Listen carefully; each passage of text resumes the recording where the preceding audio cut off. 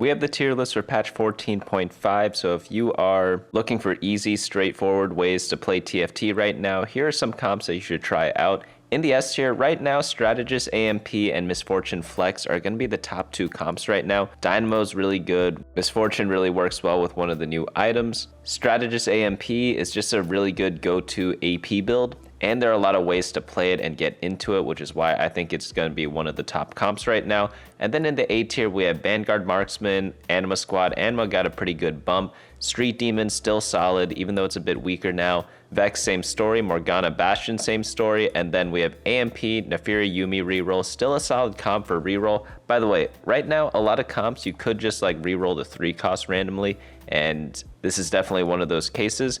Boombots are pretty good. Urgot, I think he uses the new Kraken's Fury really well. As a reminder, there were a couple of new items added and some removed. Shaco Reroll still solid, Golden Ox decent, and Cypher. If you get it, you can get it and go into like Cypher or any of the other comps out there. So one thing to note is that like a lot of the reroll comps down here, they're not that good. I'm not saying you can't play them, but unless you get like a super duper start for them, you get them for free without rolling, things like that. I wouldn't really recommend playing a lot of the rerolls listed down here. I'd mainly stick to the S and A tiers right now, which are mainly 4 costs. But again, as I said before, some 3 costs can be re-rolled when you play the 4 cost comps. So we'll get into that in just a bit. You'll see what I mean. Like, it's easier if I just show you. So let's start off with the S tier, Strategist Flex. We're going to go over every single comp, and we're also going to cover who uses the new items the best after we cover all the comps. But starting with Strategist Flex, we have the standard Annie AMP comp. You want to get a lot of mana items onto your Annie, and this comp spikes super duper hard when you get Samira as a legendary. It's a bit difficult to get, so you want to play this comp when you have like a ton of gold, maybe an econ augment early on, and you pretty much play around Annie. One other option you can do is play around Yuumi 3-star. So what some people are doing right now is that they're going AMP, and then if they get like a lesser champion duplicator, or if they get like 5 Yuumis while they're level 8 without rolling too much, you could just put the blue buff onto your Yuumi and then build like Jeweled Gauntlet and just generic AP items on her, and then she will be doing some carrying. Of course, you still play your Annie, but you can combine it with the Yuumi as well. So that's just one little note there. Like, you can go for Yuumi with the Annie and the regular AMP stuff, or you could just go straight into the regular AMP, play around Annie and Samira, and then put utility items on Ziggs. You could put like the new Void Staff on Ziggs, pretty decent there. You could do Ionic Spark on Nico for some magic resistance shredding, so lots of different options there. Also, Nico uses a new Spirit Visage pretty well, probably one of the better users of that. But essentially, if you're going AP, you could play this comp or you could play Street Demons. They both use Strategist, so that's another thing you could kind of play with this build. So overall, very flexible comp, lots of different options in terms of leveling patterns and in terms of units you can play, so pretty interesting stuff. If you want to just play like one comp, this is probably going to be a pretty good option. Next build up we have is Dynamo Misfortune. So this one is going to be with 3 Syndicate, and same story here as before. Like, you can reroll Braum and Elise 3-star while playing 4 cost still, with Leona and Misfortune being your primaries, or you can just forget about it, keep these people at 2-star and don't put any items on them. That way you just save most of your gold going for Misfortune and Leona and just play around that. But if you do get a game where you get a lot of lesser champion duplicators, maybe you get a lot of Elises, you can go for like a reroll build with the Misfortune. It works out pretty decently, so always pay attention when you're playing 4 cost comps nowadays. You do have the option at level 8, sometimes level 7, but mainly at level 8, to re-roll for one of the other units to get more carries. Typically, you only do this again if you get a lot of copies of them, or if you have like so much gold that you don't know what to do with it and you can't realistically get to like level 9 or 10, or if you need to roll a lot to hit Leona and Misfortune. Like, sometimes you need to roll at level 8 to hit Leona and Misfortune 2-star. In fact, you do that in most cases, but sometimes you just don't hit, so you just have to roll a lot. You can just collect the 3 cost units as you're doing it. That way you have like a backup plan. You have 2 ways to hit. So that's going to be pretty good for you. By the way, the new item on Misfortune, Stride Breaker, or Striker's Fury is actually what it's called. I forget the exact name, but it's built from belt and glove, and it gives her a lot of damage amplification, so it's really good. Also gives her some crit with the Infinity Edge. Pretty dandy stuff there, but like, yeah, critical strikes grant 5% damage amp for 5 seconds, stacking up to 4 times. Pretty good stuff when you're playing her with Infinity Edge all the time. Another note, when you're playing 4 Dynamo, you do not need Spirit Shojin or mana items in general. It's still good, don't get me wrong. Like, you can still play like a Spirit Shojin or something like that, but I prefer the triple damage item when I do that because it gives her a lot more power. And you already get a lot of mana regen from the Dynamo trait. Next build up we have is going to be Vanguard Aphelios Marksman. This one makes great use of the new item Kraken's Fury on Aphelios, so that's going to be really nice. And also the Striker's Fury item is pretty good on Xayah. So Xayah normally builds Infinity Edge, and a lot of people build Spirit Shojin on Xayah, but I don't think it's that great of an item on her. I prefer complementing her with the crit package, so you add Last Whisper to get armor penetration with your Aphelios, and then you add in the Striker's Fury as another crit item, and it also gives her some damage amp. So before, like, I know she's an Area of Effect champion, but she wasn't the best user of Guard Breaker. Like, she used it decently, but nothing crazy. Normally for Guard Breaker, you want to use it on like super AoE champions, and she was kind of like a weird AoE champion, if that makes any sense. So she never always hit like a shield, at least from what I've seen. But now with a new item, you just need a crit to get the damage amp, which is pretty nice. Aphelios likes the same build though. Rage Blade, Hextech Gunblade gonna be really solid. I had a Giant Slayer here before, but Kraken's Fury, it works out pretty well for him. Just a very solid attack speed item, and pretty much like that's what Aphelios is. He likes attacking, and that's what Kraken Slayer kind of does. If we read it over here, you'll see that it grants stacking attack damage, and yeah, when you attack a lot, it's gonna be a pretty good package, right? Riot Games called it in the patch notes the Archangel of attack damage, so that's exactly what you're doing there. So pretty good item for Aphelios. The other one, pretty good item for Xayah. But here, it's just the same standard comp. 4 Marksman in the front, 4 Vanguard in the back, 4 tanks, 4 DPS. If you get an emblem of like Marksman or Vanguard, you could choose to go something like 6 Vanguard, and if you get the Marksman emblem, you just drop either Jhin or Jinx. Normally I drop Jinx, because sometimes at level 9 I add in an Aurora, which is a Dynamo, so that works out with Jhin pretty well. And then I get her to pull in some tanks, because you definitely need to get a lot of frontline to make this comp work, because you have a lot of stacking items in the back on your Aphelios. You want them to live forever, essentially. But standard tank items on Leona, anything will do.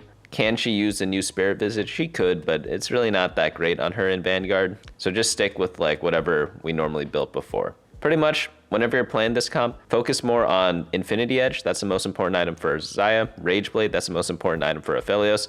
And then after that, like whatever tank items you get, slam them, and then try to aim for like the perfect Aphelios items and the crit items for Xayah. Next build up we have is going to be the Anima Squad comp. Anima's much better now. It's not like in the dumpster before. Same build on Xayah as we saw in the Vanguard Marksman comp up here, where you just go for the whole crit package. And then obviously for Aurora, you want her to have a Morello. Same as usual, Spear Shojin. Third item doesn't really matter, it could be anything. And then you want to go full tank on your Leona. You get some good damage from the Anima Squad trait, so you want to focus on tanky stats for your frontline. Also, you don't run that much frontline in this build. A lot of times, like you see here, we have like 4 units up there, but Renekton, not really like that great of a tank. Silas is a 1-cost unit. And then Alawi, just a 2-cost unit, only 2 Bastion. Like if we look at the 4 Vanguard comp up here, like Ross and Silas, at least they get 4 Vanguard, right? Whereas the ones up here in the Anima Squad comp, you only get like 2 Bastion or like 2 Vanguard. So the cheap units don't really do that much. And Renekton's not really a tank. He's more of like a bruiser type of character. So that's why people like going like the super full tank on Leona. Put your utility on stuff like Aurora instead, and Last Whisper on your Xayah. So that's why people build it this way. You may notice in some builds you're like, hey, Leona builds like this way. In a different build, she builds that way. Same with like all the champs, right? It could be like Sejuani, it could be Nico, anything like that. But always pay attention to what these little changes are. Like in most games, every item is buildable, it's like usable.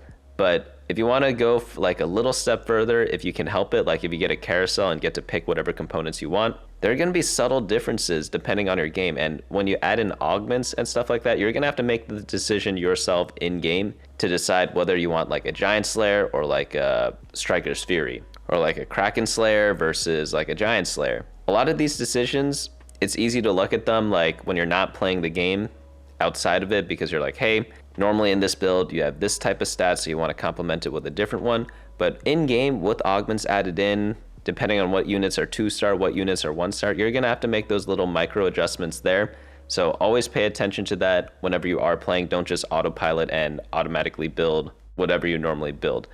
Just like one thing to keep in mind whenever you're playing. Like that's a tip of the day, I guess. But next build up we have is Street Demons. This is going to be a Strategist build again, similar to the Strategist AMP build. So again, these two comps can be flexed together, especially since they both share the Spear of Shojin. They share some AP items. Obviously, the tank items can go either way. But this one's going to be a Brand focused comp. Oddly enough, I think Brand was one of the best users of Guardbreaker last patch, but he uses Striker's Flail just as well. So I thought I'd need to change his items and like update it a little bit, but turns out I don't, because Striker's Flail is still good on him. So the good news for everyone out there is that the Brand build hasn't really changed that much. You pretty much just go Mana item, Shojin, or Adaptive Helm, and then Jeweled Gauntlet, and then Striker's Flail. For Ziggs, he's going to be your utility holder, Morello, and Void Staff. So Void Staff is going to be the replacement for Static Shiv, and it pretty much just works in the same way as Last Whisper. Whoever Ziggs attacks or deals damage to, he reduces their magic resistance, so that's pretty much the same exact way Last Whisper works for attack damage.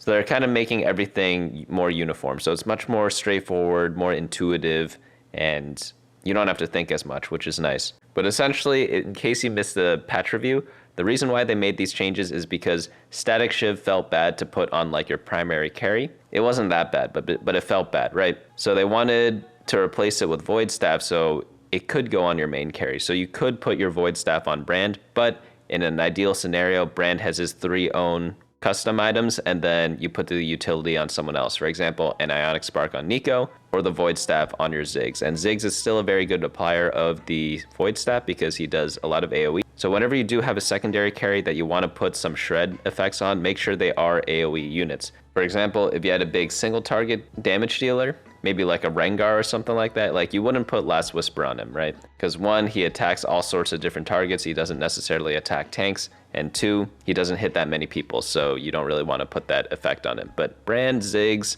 Samira, they all do like big AoE, so that's why those shred items are going to be pretty good on them. Next build up we have is going to be Exotech Vex. So this comp did get nerfed a bit, like they nerfed Divinicorp a bunch, but it's still a very fine build to play. Like there's nothing wrong with it. It's just a little bit weaker than before, and it was very solid before. It was like definitely above average, you know? The only small change is again the itemization. Varus instead of the Static Shiv, which I thought was better on Varus. I think Static Shiv is better than Void Staff on Varus, but that changed now. You still need the magic penetration effect, so you still have to build it. So you're still gonna run the same builds or like the same item components that you would normally want to get from before, but it is going to be a little bit worse, at least in my opinion. I thought he was really good with all the attack speed that he gets, with the red buff, with the Static Shiv so that he gets to apply it a bunch, but Void Staff isn't bad on its own, because at the end of the day, it does give more ability power to compensate for the little effect that you lose, and the whole point of Void Staff in general and Static Shiv was mainly to get the magic penetration, right? So overall, this build doesn't really change that much. Again, the only thing that hurts a little bit is that the comp did get nerfed a bit, but again, it didn't get nerfed into the ground, so it's still pretty strong. Definitely solid comp to play for, and if you get a blue buff early, you could consider going this comp, or you could consider going the AMP comp. So there's a lot of overlap between these two builds. So again, if you get a tier start, and I think tier is a very good item in this patch, you go for either the Spear Shojin, flex between Strategist Flex and the Brand comp, or you get a blue buff and then you flex between Annie/Yuumi and the Vex comp down here. So 2 viable options there, like the 5 Exos good in the mid game, 3 Exos good in the late game once you get more legendary units. And of course, like always check your Exotech items early, never forget that, because you really need to know what you're gonna get. Simply, if you don't know how to do this yet, go into the team planner in game, and your Exotech items are different every single game, so you just want to put Jax or any Exotech unit into your team planner and then hover over the Exotech trait, and then it'll tell you what items you get that game. So the items you want to look out for are Hollow Bow and Hyperfangs. These 2 items look like this. Let's go to the Exotech items on teamfight.lol, and Hyperfang is this one, and Hollow Bow is this one. So both these items are very good on Varus. It like tells you who to use it on. So it says like recommended users, Varus, Jhin, and Zeri. This one, it says Naafiri, Jhin, and Varus. So the 2 Varus ones, like if you're going a Varus comp, it's going to be pretty important, right? Like you don't care too much about the other ones. Like you prefer like one tank one for Sejuani, but you don't care that much which tank one it is. Like are some better than the others? Yes. Like some of them are a little bit worse, but you're really looking out for Hyper Fangs, and Hollow Bow. If you want to check out the data on like all the Exotech items, you could go over to the item section, go to Exotech, and you'll see right here, like the worst tank item right now is going to be Cyber Coil, but like you don't really care that much, you know? It's like if you have it, great, you're looking for the other items for your Bears. Again, Hyper Fangs and Hollow Bow. But another thing they nerfed about this comp is going to be the augments. Board of Directors, I believe, got nerfed, and I think Blue Battery got nerfed as well. Actually, Blue Battery got nerfed like 2 patches ago, but Board of Directors got nerfed 2 days ago. But it was such a good augment in this comp that I don't think any nerf to it changes any story for this. Like, you still want Board of Directors. It's still going to push this comp into S+ tier, because when you run only 3 Divinicorp, like that meets all the requirements for Board of Directors, right? Like if you meet the requirements for an augment, it's going to be super duper duper duper good. Doesn't really matter how many times it gets nerfed, unless it's something super extreme, but it wasn't, right? They only nerfed it like in a very small way. So all those little things are still going to be good for this comp. So definitely play this comp if you enjoyed it from before. Next build up we have is Bastion Morgana. There was like a emergency nerf for Bastion, and so in the patch notes before, they didn't nerf it yet, but right as the patch came out, they lowered the Bastion armor and MR by around like 4 or 5 armor. So it was like a pretty sizable nerf to this comp. It's still good though, like Reroll Morgana is still a legit build. We could check the data on that, go to stats and then champions, and then look at 1-cost units again on teamfight.lol. And here you could just sort by like a 3-star average placement. Morgana is still like a 4.28. You know, it's not the best thing ever, but anything around like 4.25 is pretty playable for 1-cost reroll at 3-star, because again, it includes all the games where you hit the 3-star, and it does not include the games where you don't. So the ones where you don't, you're probably averaging like a 6th or 7th, right? Like, I don't know the exact number, but that's why you need the scenarios where you hit to be pretty decent, right? 2-cost units, it's normally around like 4.1 that you want to play around, 4.1 or better. And then for 3-cost, you want like 3.8, 3.9 or better at the very least, and preferably in the 3.6, 3.7 range. Anything below that is going to be like a really good comp. That's why like you see Yuumi here at a 3.5. A lot of people, when they do go Yuumi, it's when they get a really good spot for it. That's why the 3-star rate over here is pretty low, 14%. What that essentially means is that people don't go for it that often, but when they do, it's really, really good. So that's kind of one useful way to navigate this site a little bit better. But in this comp here, the most important thing to build for your Morgana is going to be blue buff, Hextech Gunblade, and Rabadon's Deathcap. And another important thing to note is the positioning for this comp. Always put your Poppy like on the 3rd spot in the center, so it could be either here or here. That way her ability hits the corner unit more often, and I mean, you want to hit their carries, right? And hopefully Morgana can target them as well. Not on her first go, but maybe after a couple of casts, and then you can snipe some carries. It's a pretty cringe comp in my opinion, but if you do snipe them, you snipe them. But always like try to reposition your comp, like switch from left to right. You want to be on the same side as the enemy carry, just so you could snipe their carry. Because again, Poppy throws her shield to the unit 4 hexes away, and then Morgana, she targets 2 units, her primary one, and then the nearest enemy she hasn't hit in a while. So eventually it will be the carry in the top right corner if you position in this way. After that, for Elise, put the magic pen on her, put the anti-heal on her. Pretty good user for it. And then you just run 4 Dynamo, 4 Bastion. Nothing too complicated going on over here. By the way, if you want to read the full guide or have this page up as you're playing, head on over to bunnymuffins.lol/meta. I pretty much update this site all the time, and it'll always have like the latest and greatest updates for whatever team comp you want to kind of look at. Next build up we have is going to be Reroll, Naafiri, and Yuumi. So Naafiri and Yuumi, they're still solid, you know. I think they were stronger maybe 2 patches ago, but right now they're still definitely playable. You could combine them or you could play them individually, and it's very similar to this board we looked at before where you go for a bunch of strategists and AMP, but when you do go for Naafiri, you want to make sure you get Exotech in. I only want to play this comp if I get Pulse Stabilizer. Some people out there who are Naafiri lovers, they'll play it with some other builds. You can check out the Explorer tool to see what types of items other people like to play it with. And again, for me, for Exotech items, I only like playing it with Pulse Stabilizer. But we can check here, Exotech items, let's move Naafiri to 3-star. And again, I only like it with Pulse Stabilizer, but some people like it with Hyper Fangs. But pretty much for all the other Exotech items, you don't really want to run those at all. The reason why I like Pulse Stabilizer so much is because it combines 2 items into one. It's both Infinity Edge and Collector, where it has an execute and it makes your abilities critically strike. So it goes really, really well with an item like Hand of Justice, which gives you Omnivamp, which is much needed. And then Edge of Night's just pretty much an auto build for most squishy frontline carries. Yuumi in the backline, blue buff, Jeweled Gauntlet. Third item doesn't really matter too much. I like the Gunblade, but you could build a bunch of other different items as well. We have like the full item list down here. And essentially what you want to do is do a 2 or 3 cost reroll when you play this. So sometimes if you want to go for both of them, roll on level 7, do a 3 cost reroll, but still go for Naafiri. But if you're doing like a solo Naafiri, maybe you get like a ton of Naafiris early, maybe like 6 of them. You could stay level 6 and just reroll for Naafiri and not really care too much about Yuumi. The reason why you would want to do that, because obviously you want 3-star of everything, right? If it's free. But again, that's a caveat.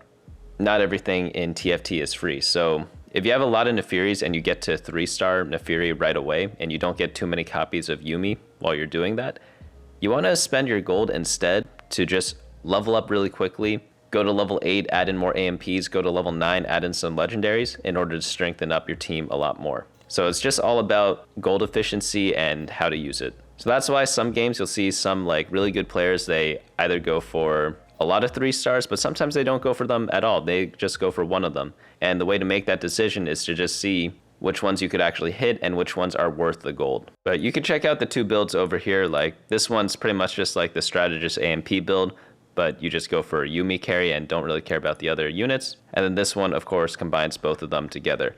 Next build up we have is the BoomBot build. Urgot is so good with Kraken Slayer, it's actually crazy. Rageblade, the new Rageblade is also really good on him. The old Rageblade was good on him as well, but it wasn't like that great on him. But the new one definitely is built for Urgot, because the new Rageblade scales every second instead of every attack. So it just works really well with him because while he's casting, he's not able to attack that much. Striker's Fury is still good on Urgot because as an executioner, his spells automatically crit already or have the chance to crit. So adding in more crit chance through any crit item is going to be very well and welcome. And Kraken's Fury is just a really good attack damage item for him because you just need that to scale him up. I suspect that since Kraken's Fury exists, Deathblade's going to be built a lot less because they kind of do the same thing. And as long as you're attacking a lot, I think Kraken's might just be a bit better. I haven't done the math on it to see when it like breaks even or whatever, but it just seems like an item that makes a lot more sense to build because oftentimes when you are going an attack damage build, your swords are used for other things. So Deathblade's kind of hard to build, but with the Kraken Slayer, it's with a bow and a Negatron cloak. And oftentimes you have like a random Negatron cloak that you want to get rid of. So what's the best use of it? Well, it's going to be to build a Kraken Slayer. But in the rest of this build, you want to make sure you have magic penetration, oddly enough, because with BoomBot, the BoomBot trait does a lot of magic damage, so you want to make sure you shred magic resistance. So Ionic Spark on Cho'Gath or like a Void Staff on your Vex is going to be perfectly fine. For the BoomBot emblem, you want to put that on Vex, drop the blue buff on her, and then any third AP item will do. It could be like a Rabadon's Death Cap or a Hextech Gunblade, or it could be Striker's Fury as well. And then you just run a bunch of Bruisers to round out this comp. Nothing too complicated here, but with BoomBot, you have to run it with the BoomBot emblem. You can't get to 6 BoomBot any other way. And I know some people like to play the 4 BoomBot version, but playing 6 BoomBot is a lot more straightforward to play and you get a lot more bang for your buck. Most people who play 4 BoomBot, they like replace the cheaper BoomBots with expensive units, and it's kind of hard to get there if you don't know how to econ properly. So just keep that in mind as you're playing this. Like in the mid game or mid to late game, 6 BoomBot is extremely good, but in the super duper duper late game, maybe dropping down to 4 and playing just very solid units instead might be a little bit better. But that's kind of one thing to keep in mind whenever you are playing this or any other comp in general. Like just because you see a comp doesn't mean that's always like the super duper late game goal, because sometimes you use a comp to get into a bunch of legendaries. And if you haven't noticed yet, most of the strongest boards in like the super duper late game, it's going to be like a bunch of small traits, maybe like 2 Bastion, 2 Vanguard, things like that. And then you have like all the 4 costs and 5 costs in your team comp instead of like running a Silas, you know, or like a Kogmaw over here. But you don't always want to go for that because sometimes a game doesn't last that long, because sometimes you win before you even reach that point. So always keep that in mind, like what stage you're in and what the pace of the game is. If it's a very fast game where people are taking a lot of damage, like you're not making it to the late game. But then if you have like a big econ game, like maybe it's a prismatic opener and everyone took econ augments for some reason, sometimes that happens, you're going to get really expensive boards. And sometimes like the regular cookie cutter boards are not going to cut it. Next build up, we have a Shaco Reroll. Nothing much really changed here. Like Shaco's okay. He's always been solid, but it's not something you just play every single game or like even every 5 or 10 games. You play this in a very rare situation. It's only when you get a Shaco 2-star early, right as the game starts, and you have an Infinity Edge. That way you could start stacking your Shaco. Like, don't really play it otherwise. And then you just do a simple 1-cost reroll. So the good news about this comp is that it's so easy to play that even if you don't play it for like 100 games, you'll still be able to play it to pretty much full efficiency, because it's really just a standard 1-cost reroll. Put in as many Slayers as you can and call it a day with the Shaco 3-star, and then add in some secondary carries. Some people go for Jarvan 3, some people just go for a Zed. Next build up we have is going to be Golden Ox. Golden Ox got like a little bit stronger, I think. I think they buffed it a little bit. But the thing to keep in mind with this comp is that, again, Aphelios does have his new item, Kraken Slayer. He's a very good user of it, so just always build Rageblade, Kraken Slayer, and Hextech Gunblade on Aphelios, as much as you can at least, because these 3 items work so well together. You have the Rageblade to get a lot of attack speed. You have the Kraken Slayer to get a lot of attack damage that's based off of your attack speed, because you need to get it every time you attack. And then lastly, to get more bonus effects from all the newfound attack speed and attack damage you have, getting a way to like heal your team with Hextech Gunblade is just such a good synergy. So that's why these 3 items work so well together. But of course, with this build, you still also have Annie, you still also have Viego. So with Golden Ox, you have a lot of different options to kind of play with. But the main goal of Golden Ox is to just meet the gold thresholds every single time. So you're not forced to spend gold every single turn. Just make sure when you do spend it, you are able to meet the Golden Ox thresholds. That way you get the additional damage amp and all those little bonuses. I do like only playing this comp if I'm able to snowball early, or if I get some really good econ augment and I still win somehow. So it is a very like hit or miss comp. So do keep that in mind when you are playing this, because I wouldn't just like pivot into this comp, or I wouldn't just play this comp from the very beginning with like a 1-star Graves, 1-star Alistair, you know? Like, make sure when you play Golden Ox, you have a very good start for it, because you need to win rounds to kill units in order to get gold drops from Golden Ox, because Golden Ox has a chance to drop gold whenever you get a kill with one of the units. And if you don't have 2 stars, that's just not going to happen, right? And then if you don't get the gold, you won't be able to afford getting the Golden Ox buffs by spending your gold. So it's a very snowbally comp. Only play this build if you get like a great game for it. But when you do get those, it's going to be really, really fun, and you're probably going to win a lot of games like that. Last build up we have is Cypher. We don't really have to cover too much here. Like, Cypher is still viable. You could get Cypher early, lose streak with it, get the cash out, and then play any comp, or you could play the comp you see here. Sometimes you get a lot of copies of Galio and Draven when you play it, and then you could just get a 3-star Draven and 3-star Galios very, very easily. And then you'd play some board like this with the Cyphers in still. So one thing you could do is do like a Spear Shojin, Infinity Edge, and then 3rd item doesn't really matter on Draven, and then just generic tank items in the front, and then Zed gonna complement whatever you do there, and then add in some sort of secondary or tertiary carry, because you'll have a lot of different loot to use. Alternatively, of course, you could just play any of the other 4-cost comps, so like Strategist AMP, Misfortune Flex, like any of the top comps, you could play that from a Cypher start, where you get a lose streak and a cash out. So Cypher is still very viable. That's why I kind of keep it there. I don't really know where to put it, because it's always going to be good, or that's not what I wanted to say. Like, I just want to show that Cypher lose streaking is viable, but it's not necessarily the Cypher comp that makes it good, you know? Because oftentimes you use the cash out and then play like Misfortune Flex or like Strategist AMP or any other comp, right? But right now, like, lose streaking with Cypher definitely still viable, and you could kind of do anything with it. And you don't need like super duper huge cash outs, right? You could always do like a small cash out and then just pivot out of it and save a lot of your health. So you have a couple of different options there, but pretty much for the S and A tiers, those are going to be the main comps. In the B tier, like, all these rerolls, like, they're playable, yes, but I wouldn't really spend too much time on them. So unless you get like Twisted Fate 3-star for free, like, kind of skip it for now. Like, it is playable if you really love the comp from before, but if you've like never played Twisted Fate before, it's best not to try it out right now. Wait for like a new patch where it's going to be a bit stronger. But now that we've gone over all the different little comps, I want to showcase some of the items and what units are good with them. So let's start off with Striker's Flail. I know we covered some of these units before, but pretty much Executioners use it well, like Vex uses it well. Anyone who uses Infinity Edge or Jeweled Gauntlet uses it well. So Xayah, Brand, and Misfortune, of course. Legendaries obviously use it well, but I think we actually mentioned Striker's Flail with every unit we see over here in the most played section already. But pretty much if you build Infinity Edge on someone or Jeweled Gauntlet, or if they're an Executioner, Striker's Flail works the same way as Guard Breaker. They're both going to be good on those units. Next one up, we have is Spirit Visage.